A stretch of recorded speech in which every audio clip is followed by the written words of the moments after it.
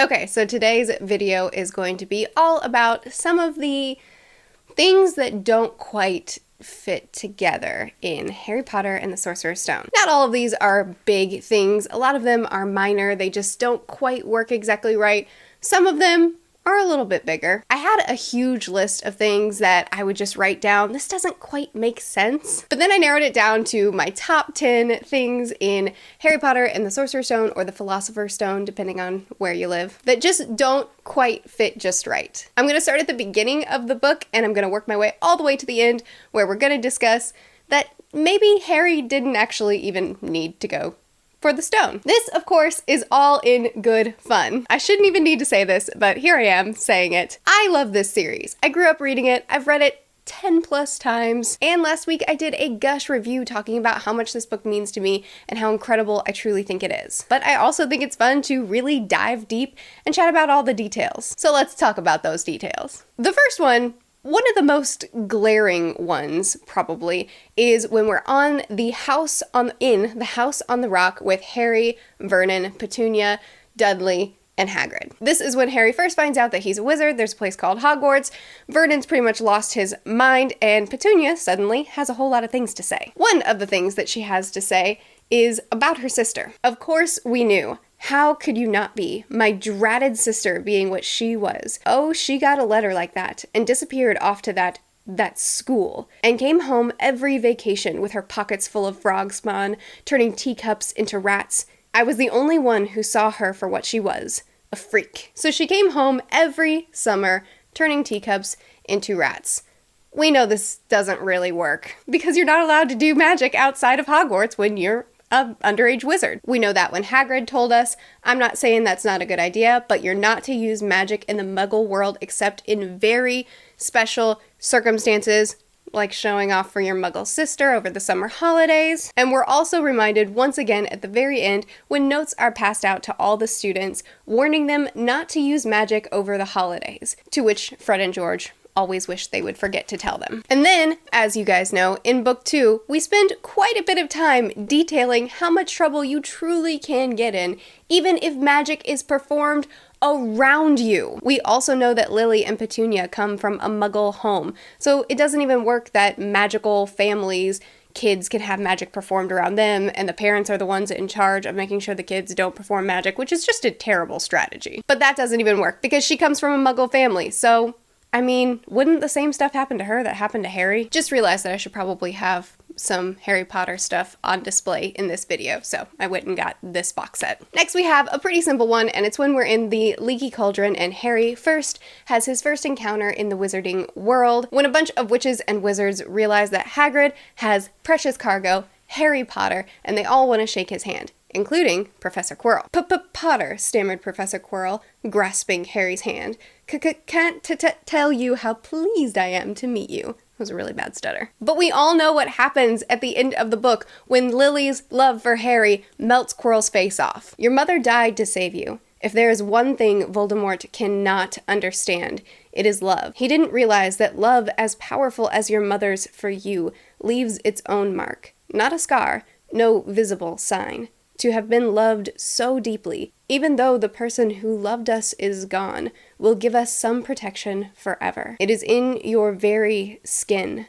Quirrell, full of hatred, greed, and ambition, sharing his soul with Voldemort, could not have touched you for this reason. It was agony to touch a person marked by something so good. Now, I did read the first passage that I read to you very closely, and I did not see a description of Quirrell and his turban. The main focus was on how nervous and jittery he was. So you could argue that he hadn't yet bound his soul to Voldemort at this point, and that's why he was able to touch Harry. It's a possibility, but really no signs point to indicate that. There's mention that he went off to study dark creatures over the summer, I believe, and then came back really nervous and uncomfortable. And I'm not entirely sure how he could have brought Voldemort back without attaching his soul to him, seeing as how Voldemort was essentially nothing but a spirit at the point that Quirrell found him. So I think he would have had to have bound him to him from the moment he found him. But it's possible that this one is actually fine. This one is not a plot hole, inconsistency, anything dramatic at all. I really just think it's funny, and it's how poorly protected the third floor corridor truly is. Dumbledore specifically says that no students are allowed in this corridor unless they want to die a very painful death. And then he puts minimal security into getting the kids away from this corridor. When the kids find themselves in a tough spot and they go running down the corridor, all on accident, Hermione says, "Oh, move over," Hermione snarled. She grabbed Harry's wand, tapped the lock, and whispered, "Alohomora." And they've been at school less than a month at this point. So these kids, who are first-year wizards, who have been learning magic for under a month, know how to unlock the door that will cause them this painful death that has been warned.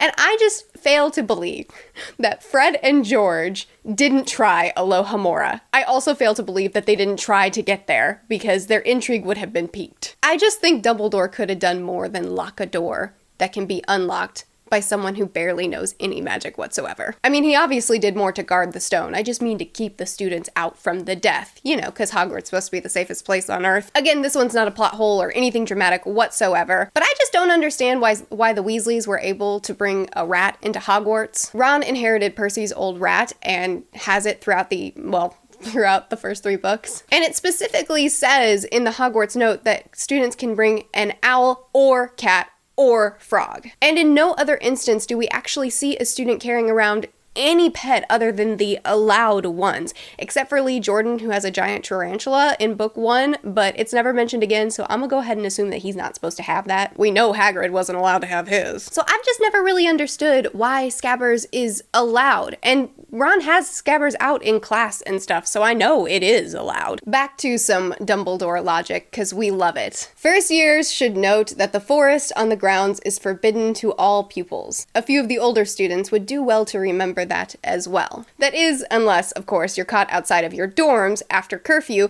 then you'll be required to go into the forest after your curfew and split up from the only adult that's with you? Hogwarts logic is really good. But seriously, why did Hagrid take the kids in an out-of-bounds area after curfew as punishment for being in an out-of-bounds area after curfew? Also, if there's something dangerous in the forest that Hagrid knows doesn't actually belong there, why does he have these 11-year-olds split up from him and cover ground on their own? Honestly, Hogwarts logic is the best logic. Next, we have the Hogwarts point system, which I just don't get at all. And I think there's a reason there's not as much of an emphasis put on points in any other book. Hermione locks herself in the bathroom because she's crying and she wants to be alone. The boys then realize, yo, that troll, she's around Hermione. Let's go save her, instead of telling an adult. So they run and they go to save her.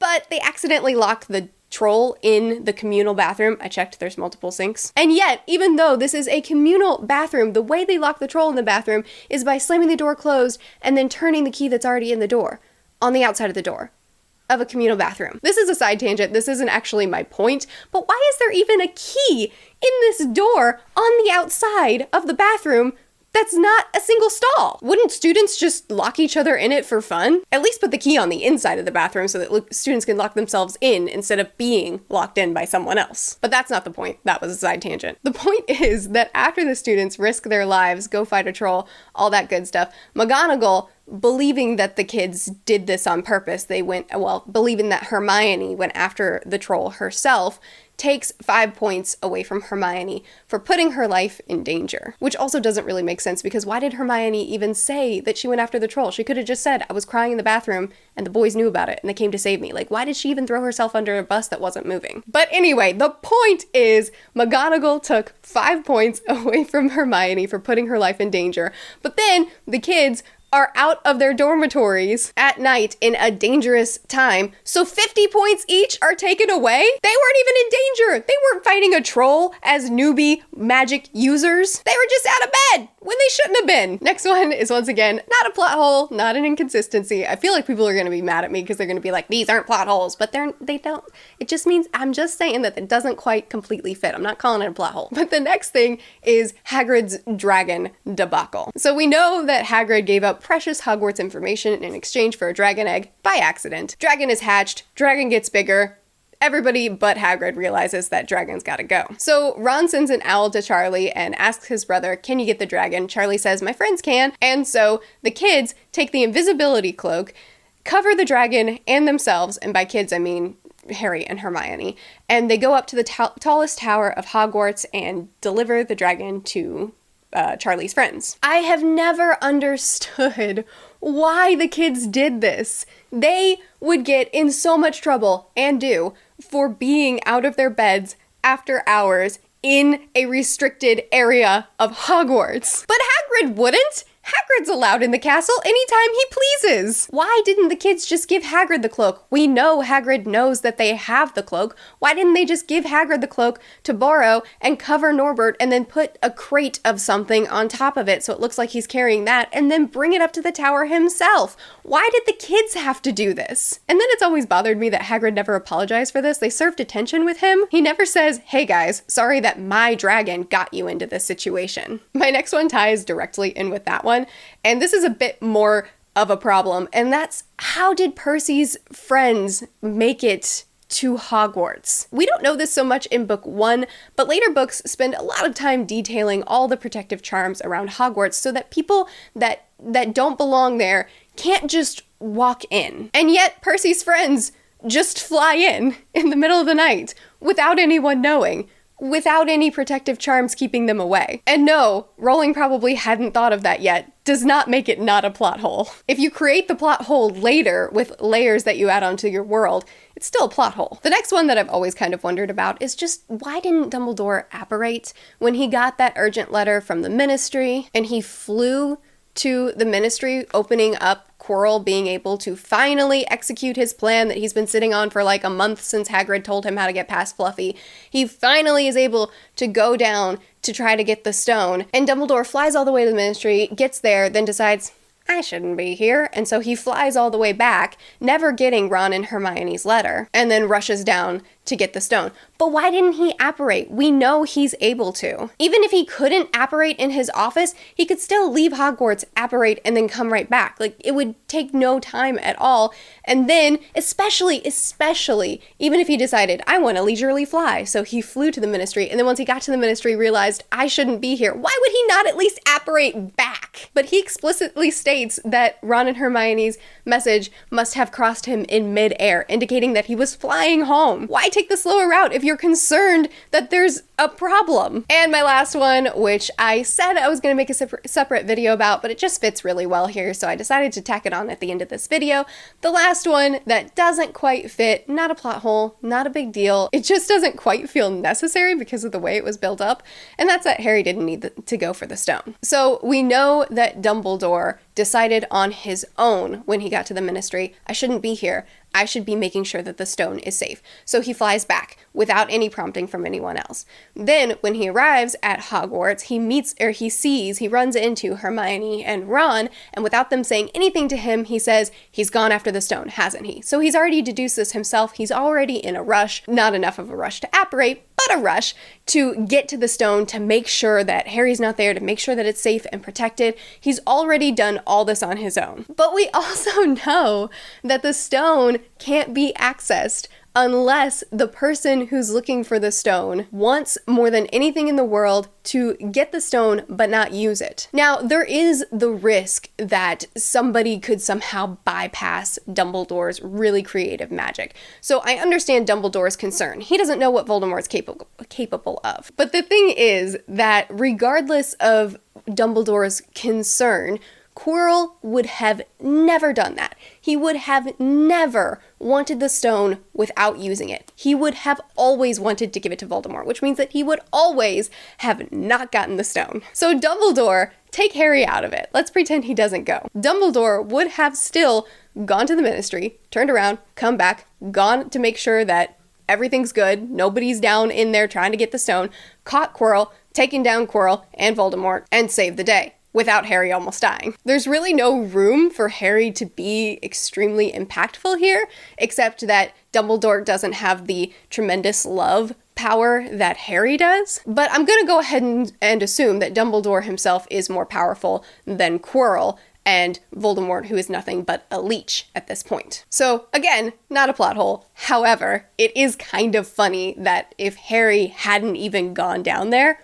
nothing really would have changed. Quirrell still would have been defeated. Voldemort still would have been temporarily held off as well as discovered. Harry just would still be pretty much in the dark. So at least that happened. So those are the top 10 things that happen in Harry Potter and the Sorcerer's Stone that don't quite perfectly fit. Some of them are a little bit more glaring. Some of them are a little bit more just, hey, I wonder why this happened this way. I'm curious if there are any that you thought of that I didn't notice this time. And again, this is all in good fun. There's a link in the description for the gush review of how much I love this book. I just also like talking about this stuff too. I hope you guys enjoyed this video. I'm having a blast rereading this series, and I definitely want to do a ton of Harry Potter content. I post videos every Sunday, Tuesday, Thursday, and Saturday. I'll see you guys again soon. Bye.